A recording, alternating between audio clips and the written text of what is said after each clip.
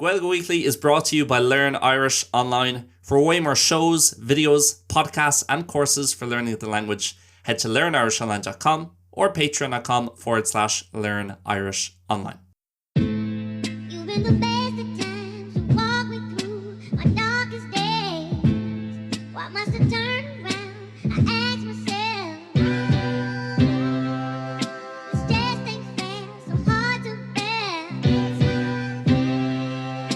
I'm not really sure these days. You walk me,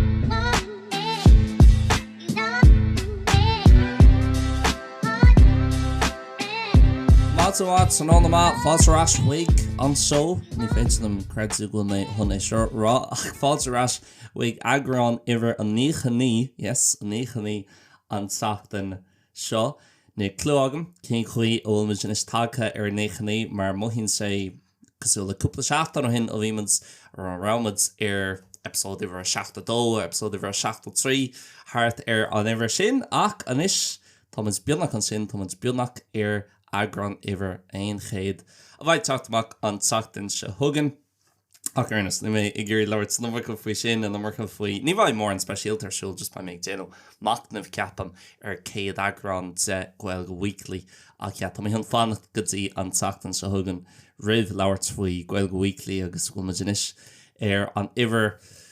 Ulwar, na mohin sa Ulwar, I mean, sin céad agran nach réidir gachéad is a seasca, gachéad is a Céadaoin, beidir gen fudcréile, idir an legan ní simplí, an legan a wad ní simplí, an Gnáthleagan sin fudcréile, bonus episodes, agus specials, agus rudí de friúla. So, yeah, do chreid are really good inis well. Limos fós, caithí mé marchdal, agus caithí mé cuinneo bio fra seachtain bháin eile rénos.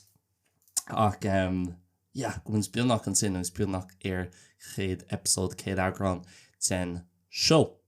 Consta Thomas Galéir tá sun gúil an sachtain seo ag dul go mátíomh Galéir tá mis an lánsásta gúil sé bh éisteacht éis le Gaeilge Weekly ag tíúnál teach an sachtain seo agus gur mágaí as an dhaoine mar is gnách. Tá mé náirt dús bíoganín faoi deir seachtainach tá gender scrífa amachcha go mniod ag an níl just tá plan generálach tá actually agenda so tá an ordú scrífa amach na rudí de friúla bhfuil mé géirí leabhart fóthú so pís le pís tá mé an dul tríd a lista seo so tá mé hun Tás amach ag leabhart bíoganín faoi cad rinne mé nó cad ra mé ag bhéchans inné. Agus sin an Monacó Grand Prix agus an Indy 500. So love you bortha munahfuil sim agat sa motorsports an F1 agus rudí mar sin. Ní bhaid méid leabhart faoi seo like an sóir fad ach tá mé hun é úsáid mar istócha jumping point nó jump off point. Imarna, níl sam na leichen seo tá chudsmhéarla ag airí níos measa tá mé buint an méid sin úsáid as an Gaeilge agus an Spáinis agus an nadális fiú agus mis sé fósaigh genuíireacht an nadális ólam. Ach, yeah, so go bunasach sa motorsport go gan ráilta tá trí rás agus ceaptar ag bit na gach in na ghfuil an trí rás seo mar stoch an trí rás is mó is saoil an motorsport. So sin an 24 Hours of Le Mans a bhíon arsúil ag an mí meh actually seans go mai sé sin arsúil ag gan cúpla seachtain a fiú an deir seachtain a seo cam seici sin. Ach sin endurance race le sports cars, not supercars. So lav allocated sports cars, so the Lamborghini agus Ferrari agus core F1. So hybrid idir an dá rud atá gceist de gná Le Mans. Oh, actually bíonn siarsúil le miúil ceapam nó imlína bai sé arsúil mí meh. So bíonn sa sin arsúil I rith an tairí rénos gach blian agus bíon an rás arsúil fra ceir ó is fithe lá omláin go bunasachta ní bhíon an tománaí céine sa chóir don am sin so tá ag gachfar an tá tror tománaí ceapan níl an rás feice agamach tá písaid an rás agus cúpla scanan agus chlór fásnéise feice agam maidir leis an rás seo. Ach go bunasach bíon tror tománaithe ag gach fern so gin tománaíháin beidir 2 óir sa chóir nó beidir 3 óir chlig sa chóir agus an sin gin si athrú ag an pitstop gin tománaí eile is teach agus mar sinse. Agus bíonn sa siúr arsúil mí meitheamh sa endurance racing so World Endurance Championship an sin bíon an Monacó Grand Prix san F1 agus so ceapan go sa sin feice ag ní ag Galántacht ag Galántacht arénos sna streets na shrádsna I Monacó agus an glamour agus an Porsche agus na bods an sin agus na daoine severe agus scacra do bhainin le Monacó go gin ráilteach go thuirithe ag an Grand Prix go thuirithe an deir seachtaine ina míon an rás siúil agus an sin bí an Indy 500 san IndyCar hall san Sláinte ag an Indianapolis Speedway an says oval mór an sin agus an rud gugnaí eisteacht faoi agus cinnte gohfuil fá agus gohfuil cúis le seo ach níl agam cin cúis nó cin fá atá leis agus well sin gomíon an rás in Monacó an Monacó Grand Prix agus an Indy 500 I gcónaí bínt siúil an lá céine ba bhór an trua dumsa ná ní bhíon si siúil ag an céine mar ealar an difriocht dáma so is féidir leat mar fan is féidir leat féchans an F1 dús mar rinne mé féin iné agus in níos sin thart óirclig gá óirclig taréis don F1 a chréichnú bíon an Indy 500 siúil hall in Indianapolis so is féidir leat mar fan féchans an dá cheann acu ná mé féin ró gafa le Indy agus IndyCar san Sláinte IndyCar cosú le F1 ach F1 marchanach 6 now beidir nach méid a lá fans de Indy sásta le sin ach sin rilí an chuí Brian sé F1 anmhór san Eoraip agus an sin tá IndyCar anmhór san Sláinte ach níl mór an difricht rilí idir na choranna a bhíon acu in Indy I gcomhpráid leis na choranna a bhíon agin seo san Eoraip san F1 de ná ceaptar gohfuil F1 níos deacra tá lán tománithe F1 atá beidir rih seo tá taréis dulga Indy agus rinne siad go maith agus níarna siad beidir roá san F1 rih sin agus níl mór an daoine rilí rih seo sa star a bhí san Indy ag déanana go maith san Indy agus an sin thuí siad go dtí an F1 agus rinne siad go maith in F1 so de ná ceaptar agus tá mis sais cléanta deir munt mar ar nó bíon mis ag leanúint san F1 agus ní mór an sim agam san Indy ag de ná ceaptar gohfuil F1 beidir bucnaí ní sacra agus scóil na tománithe is tócaigh tománs ag level beagnaí ní sord sa acar na sin chorá le haid lá eile ach yeah, nes am actually nu clúam agus beart an buganín taide a dhéanamh sin le cén fá bhfuil an dá rás an lá céine. Ach bhí sé nos inéag si méid fécans an rás in Monacó le spectacle do chreid níl an rás é féin roá le níl an rásíocht rilí idir tománithe mar tá sé có Stocha mar eall nach bhfuil mór an spás na sráidsanna in Monacó agus nach bhfuil mór an straight acu ban sin tá sé an deacair really tá sé do Déanta chun overtake a dhéanamh ar chóir eile. So mar eile sin ag an an damhnach ní bhíon really mór an síimseocht I gceist leis nó tá sé deacair an actually taithna bhaint as an rás é féin. Bíonn sé bhhaid níos fearr ar an Saturn mar an Saturn bíon qualifying arsúil so just bíonn siad ag déanamh iirecht an tám is tapúla a chur síos agus bíonn siad pushing to limits mar deirt agus ag déanamh gach rud chun gach milliseconds a bhaint amach onas go mbeidh siad an tosú in áit níos fearr ag tús an Grand Prix agus mar hampla má tá tú ag tosú a pole position sa chéad áit den Grand Prix seans má go bhfuil tú chun é bhuachans mar níl mór an seansna chun overtake sa dhéanamh ag Monacó agus mar sinse. Ach yeah, just an spectacle atá buint leis fiú gan a bheith leir screen F1 agus na tománithe agus an point system agus rudí so it's nerdy cosú le sin like just tá sé cool muna bhfuil an Monacó Grand Prix feice agah líana tuige YouTube agus just féchar fiú an onboard lap de duine tománaí ag dul timpeall Monacó agus tá si ag dul cóngrach don na bailí agus tá siad just pushing ag brúla gach ród an gach millisecond a bhaint amach agus tá gachrad có high stakes mar dhéanam tú botún an a bheog béidir ag circus eile ag track eile is coming is caiilen tú millisecond no tenth of a second na rud ag mar sin ach tá tú cearc leir le fósta tú ná leanúint rá le de lap agus is coming ach in Monacó má dhéanam tú botún amháin tá tú sa bála agus an sin tá an cór briste tá gachrad ar fud na háte seans má go mbeidh tú ag tosú an sin an Grand Prix san áit stearnach, at the back of the fields, ní léon seansad chun pointí all, nó chun bua all, no podium all. So high stakes, high reward atá gceist i gcónaí in Monacó. So really, ribh seo beidir ní ra mé ro chafa leis ach rud ag an faoi im líon agus ceapman nuir é freisin actually nar bhuaí Charles Leclerc mar is as Monacó é Charles Leclerc. A láinte na tamánaithe F1 tá siad in gcónaí in Monacó, honest not mar tá cúpla cúis leis sin ach an ceannas tábhachtaí mar dhean nach gaithí siad tax nach gaith siad chánacha a íoc más rud é go bhfuil siad ina gcónaí. In Monacó, no, nils am cén chuí a brion sé mar nó i bín siad a gopur tíorthú tir friúla, timpla down, cén sa gúil sé anna chasta agus go alán loopholes agus mar sinnte, ach má tá tú a chónaí in Monacó, má tá an target sin agat. Who knows, beidir gan cúpla bliad, ba bhís ag bogháin sin ag déanúirt learnirishonline, ifig learnirishonline a hosú Monacó, má bhún mé an láisrí, an chronicóir náisiúnta, ach sin a chuí a brinsa má tá an targadad chun fannacht a Monacó agus chun a bheith a chónaí in Monacó an sin ní chaid tú tax a íoch nó ní chaid tú chánacha a íoch mar deirtar as Gaeilge. So tá lán tamánaithe agus beidir as bhí mé an Inglaterra rán sin, beidir gur as Sasanna iad, beidir gur as an Túlan iad, as an Gearmán, as an Spáin, ata siad ina gcónaí in Monacó. Beidir níos mó na le tean an tamánaithe agus an chuid eile ag an ábíonn siad ina gcónaí san elvéis agus tá,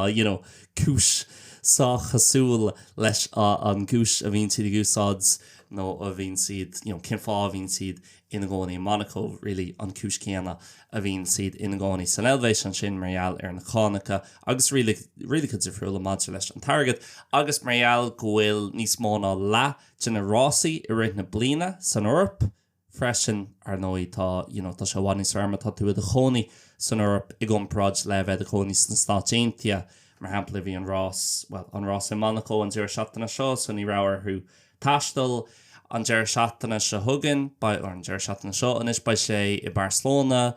an sin ba sé san Uster so an éasca ó Monacó ó thaobh tíreolaíochta de chuntal óháin go áit eile. So, Erinos, bhí mé fécinn sér an rás sin agus Monacó, mí rilí gurí dul go Monacó. Like, is fuil am an láint in a rudí a bhaineann le Monacó, maidir leis an exclusivity a bhaineann leis agus an méid agad atá ann agus just go bhfuil sé, well, ní ra mé ann, so ní cheart an bheith labhairt ní matlam nar bhín daoine ag labhairt faoi áit agus ag tuairt amach go thuir faoi áit muna rá siad an sin mar céhé miseo chun rá is áit is áit grána í agus tá sé uafásach agus ní ráthlam bheith mo chónaí an sin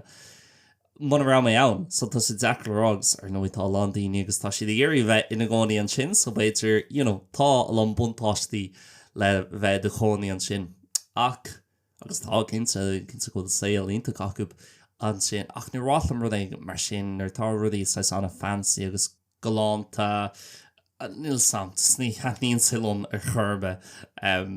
mar tá dálan just fakeness ceapan I gceist leis I mé hirimse mar hamplan ar haon tú isteach go míán in ácasúla sin tá cúplát feiceáil go agus thuime ribh seo go cúplát beidir upmarcas mar hampla in ácasúla Barcelona agus tá mis an lánsásta níochas rud ag an ní matlam freisin ar bhíon daoine ag rá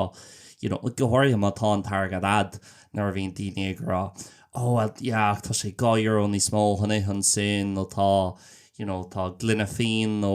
pianta beor 50 cent ní smó an sin ní mé gur is cuma agus má tú ag fáil taithí níos fearr an sin ionach ach tá mis ag leart faoi mar hamplan ar a haon tú gát agus tá sé an chosta beidir le duine agus tu amháin le €50 nó rud mar sin nó fiú níos mó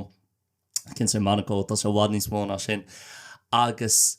beidir níl sam bíonn tú gcóirú pasta mar hampla agus tagann sé amach agus tá sé cóbeag sin le fóstalkers an dánart tar éistit an béile a ithe agus just cin fábhas €50 mar tá ingredient amháin is sé an sin le ábhar amháin atá speisialta nó cos le truffle nó ruléigen ach fiú ní féidir le é bhláisiú nó tá sé an a bheog agus níl sam just mar eall tá presentation galanta rééis acu nó mar hamplan ar hagann siad arás nó ar hagann siad amach am leis leis an béile tá sé ar tine agus an sin déanaan siad rud é an os de chóir agus tá like tá mis an seo bíalan ag déanúir béle cheart agus bitir ghfuil gur dearcha fír éannach é seo ceapan ach just tá mis é géirí Alán bí os mo chóir onas nach mai ocrasarm taréis dom an béilethe agus tá mé gurí go mai sé jazz is cumlam really faoin presentation is cumlam faoin tricks agus classanna a dhéanaan tú os mo chóir nuair tá tú ag tuairt an béile dom agus ag tuairt an pláta dom is cumlam faoi sin just tá mé sé gurí fataí agus bugan í fiol cúpla glasrí béidir agus deoch comála sin agus fearfa sin é ní mé gur éon rodile agus tá bh lád sásta níoch €50 cúgus fé as sin fiú ach an sin osnig sulla sin moille mar hampla ná Monacó nó ag gcóirú doch agus currency the méid so like bláhanna difriúla agus decoration masúcháin ar chuile áit agus tá mé like is cumlam faoi seo just tóir pianta dom nó tóir whatever má tá mé ghfuil soft drink tóir an Fanta dom beidir strá agus sin é ní léon rud eile sin é ach rénas sin an chuí like a bhíon mé ag saoú faoi Monacó agus a bheith chonaí an áitgus lei sin just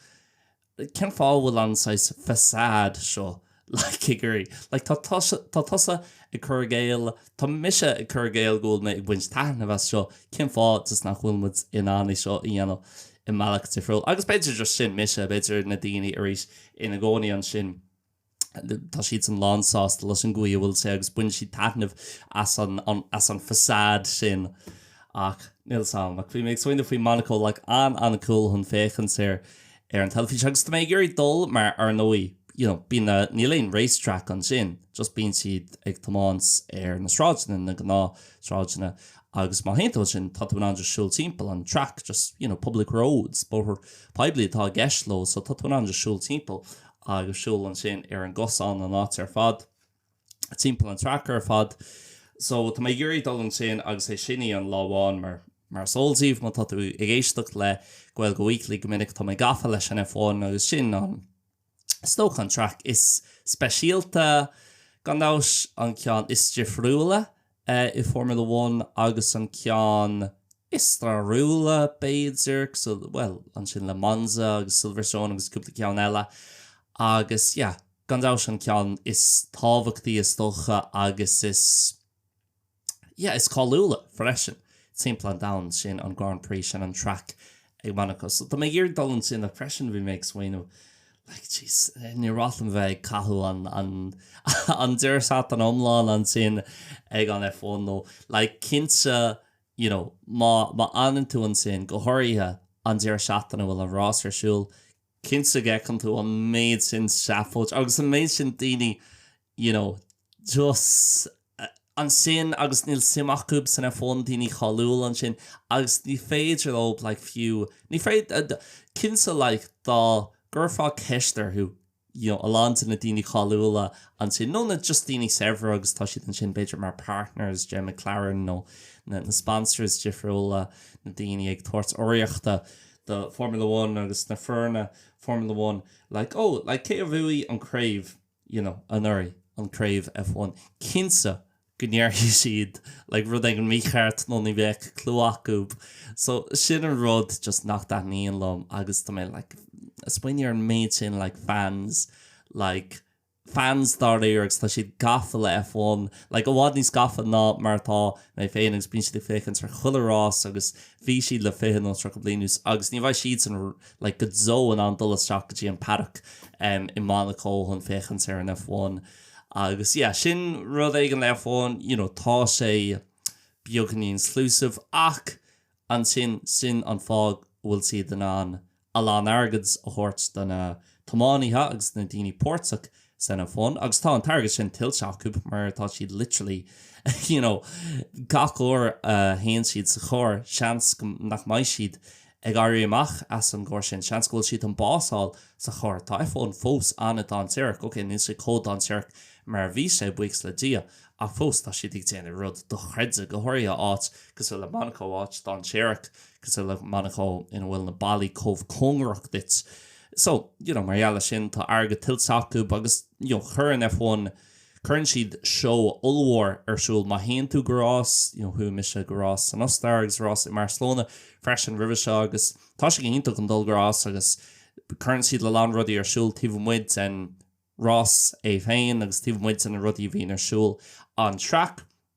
So, tá an targad sin ag tasta bhaithú agus má tá siad ag fáil agus ag tuile an airgad sin is dócha ó sponsors difriúla agus partners difriúla, well ar nó I caiisiad rud ag an hortarás don na sponsors sin. So sin a chuí Eibreann sin, níl mé Céadaoin agus tuigim cin fá ó bhfuil sé cosúla sin ach orintanta just tá tú explain bhá. Like, bhín stig déana beidir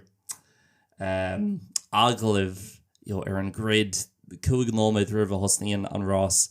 agus bín Serena Williams, ní méid tuairteach faoin dara le just samplan seo Serena Williams an sin agus tá mé Serena, ní rá thosaigh fécant ar an Grand Prix sa Sin I Shanghai cúpla seachtain ó hin ag a thugtaglógar maidin nach bhí mise. Agus ní rá thosaigh fécant ar an rás san Astráil agus sé glógar maidin cúpla mí ó hin. Ross, agus ní rá aon rud ag tarlús Ross hús an le dránach sa dearach fós Jerry me agus sé glóg. Ach, no, tuigim cid fan géad an chuí Eibreann sé agus caithí sé cai sé bheith gobúm nar sin agus ní mé ag tuairt amach faoi just orintanta bhín sé beganín granver an fécinn scóthirí ar Monacó mar bíon níos mó daoine cháúla ag Monacó ná ag éon rás eile I ri na bliana so bhí sé sin beganín granver do mar rééis fécinn sér na daoine tífra agus cin sa go bhfuil daoine cháúla mar hapla tháinig mé sin daoine sa dána an sin inné agus Kylian Mbappé agus tá siad san feiceágam actually ag lán rásaí ar friúil, well feiceágam ar an telefís ag lán rásaí ar friúla ní bhíon mis an sin ag leabhart le Zinedine Zidane le Zizou agus Mbappé gachtar seachtainna ní ra miseach ag gá rás ri seo agus ní ra mé sa paddock nó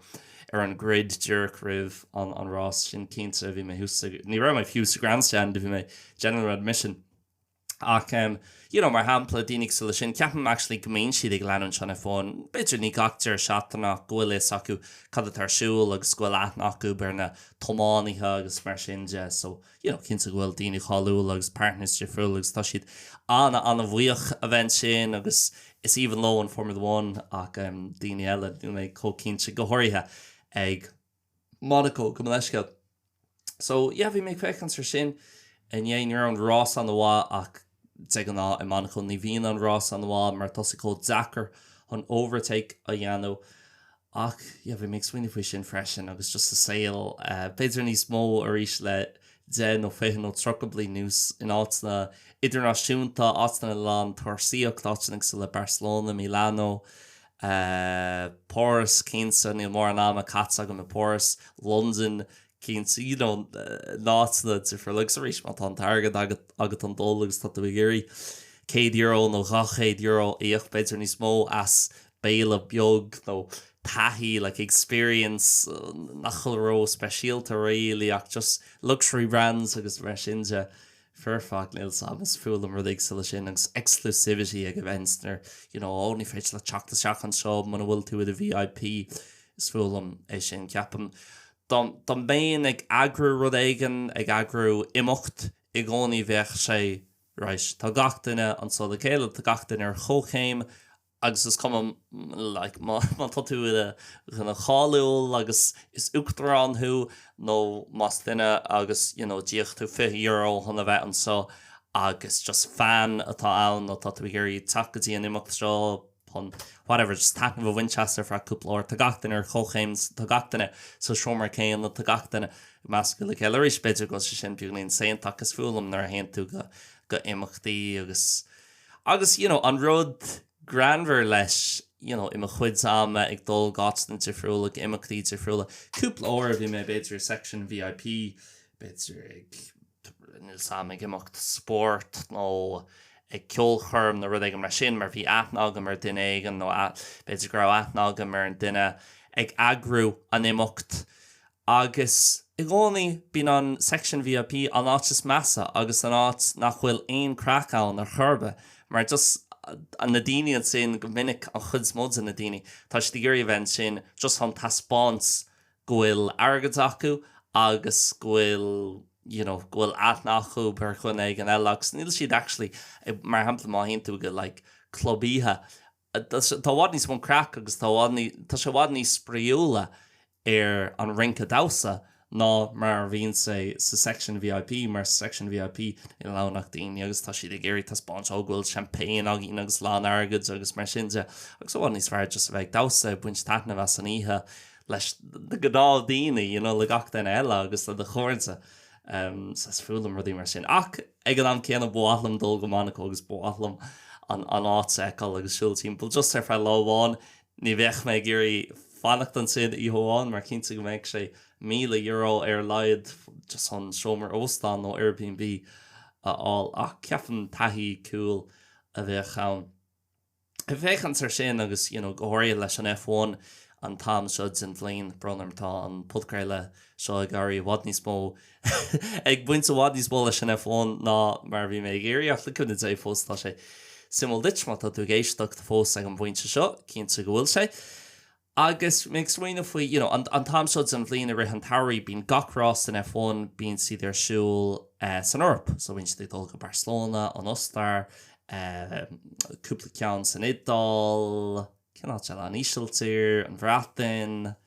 an bhíonn siad ag dul go dtí an Gearmáin níos mó an Ungar agus áitina ag friúla timppel ar an mórín agus táganta bhí deara agus tá méid smuoine pís le pís a bhí beidir 2026 thuras ulmhór a dhéanamh arís agus aistear sais adventure a dhéanamh arís agus beidir dul timppel na Eorpa arís agus tugann tú bhí dearg féchans ar an telefís beidir le ruding sa leis an F1 nó gus am explain if rudí eile bhíon ag dul timppel na Eorpa beidir an ladóg mar hampla mar an tamseo sin bhíon bíonn siad ag dul go dtí an rómh sa ladóg agus an sin Madrid agus an sin beidir go Sasanna agus an sin go dtí an Elvéis le sport go le sin na rudí de friúil a fiú an Eurofís an tachtans catch agus bíon na postcards de friúil acu agus fecinn tú is tócha na tíortha de friúil ag buint ag ghlacu pórt sa chomórtas agus tugann bhí ar cic speisialta agus atá an Eoraip agus fós agus tá mis sé casú fiche cuaig an tachtan se thugan fós í mar an simime go rilí nuair am riomhtíh muid an Eoraip an bhfuil bhí mis a Turc an aireach nó sam an goíonn sé sin ach ní am riomh san áise rilí mar sceart ní am riomh sa Sín nó sa Japan nó Far East Asia nó America cheas nó America chuí nó an Afric ní am riomh snáit na sin agus ní mar an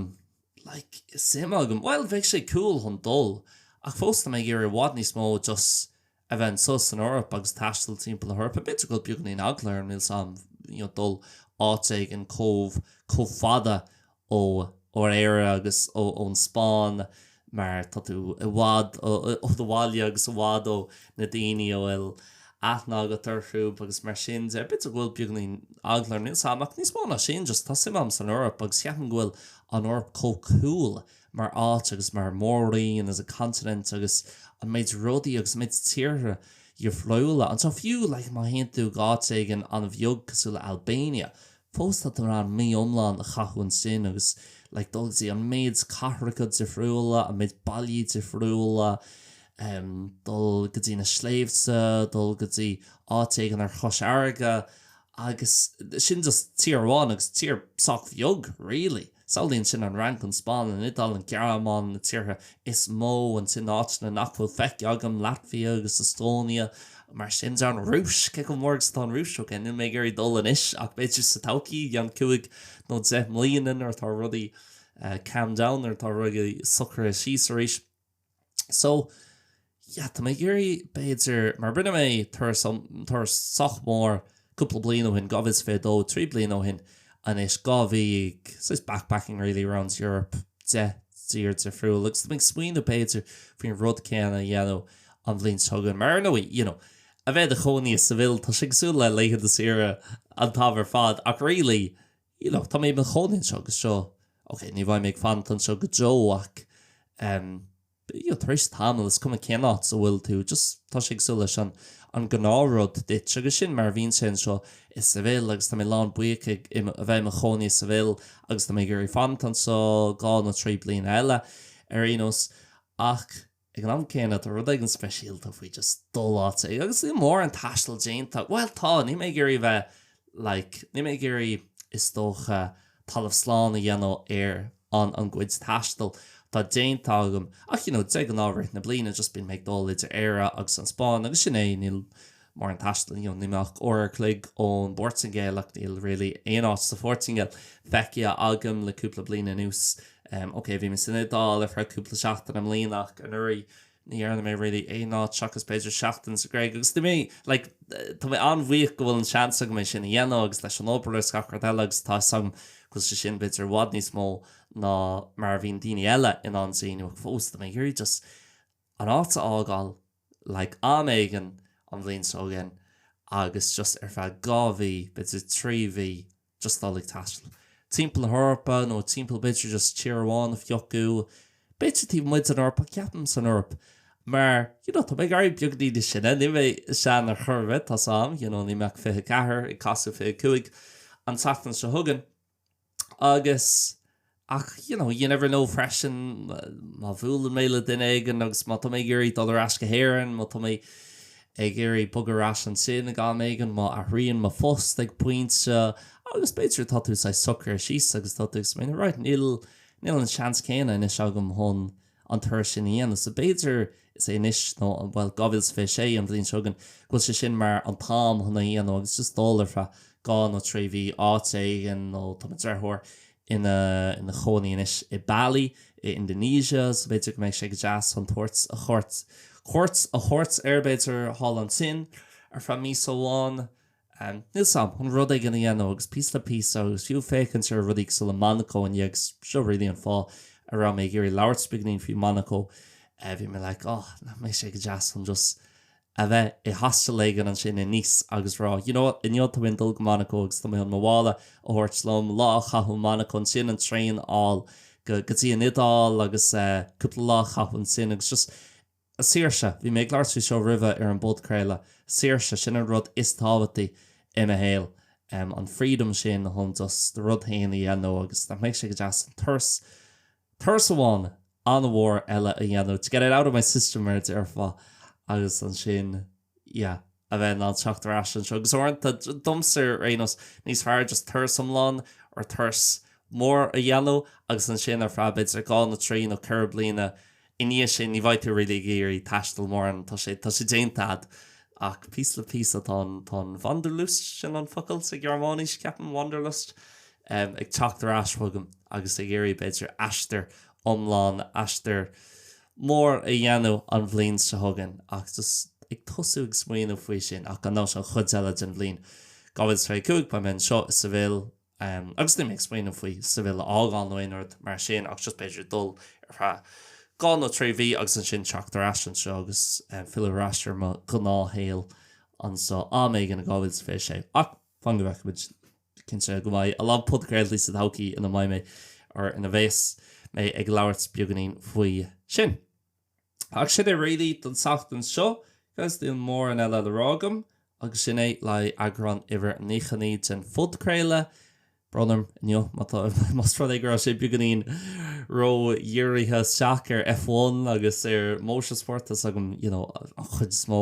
den na daoine géiste leis an seo níl ein sim agah beidir sa motorsport ach nervhí méid leabhartrín ru seo stocha déana méireacht gan bheith leabhart na mar chun sport é féin ach na rudí timppla ar an sport agus na rudí is stocha a bhí meid smuoin fuú maidir leis an sport nó beidir chur an sport I gcuimhna dom rud éigen agus le Monacó agus an chuí mar bhín rudí Monacó agus na daoine ina gcónaíon sin agus mar sinse. Si é don saachtain seo agus an saachtain seo gon ba agran iwwer a chéadágin ní bhaid éon rud ru speisialta arsúil a cinnta go maiid méid déanana beagnaíon macnamh ar céad agran sa Gaeilge Weekly agus gachrad ag buint lei sin so tásúlam go maiid se bhrán túna le seach an saachtain seogan agus just fear bhuiach as an daceocht ar fád agus go sé fós a géisteach mar gan sibse ní léon chance go méid mé an sriú ihir cosúil le aon chéad podcréile Déanta agam go dtí seo agus leúna é ba bhád níos mó fós le teacht sa tauci. Sin é gais bí le buchas as bheith géisteach le rómid an teachtain sa thugan, slán agus band. What must I turn around?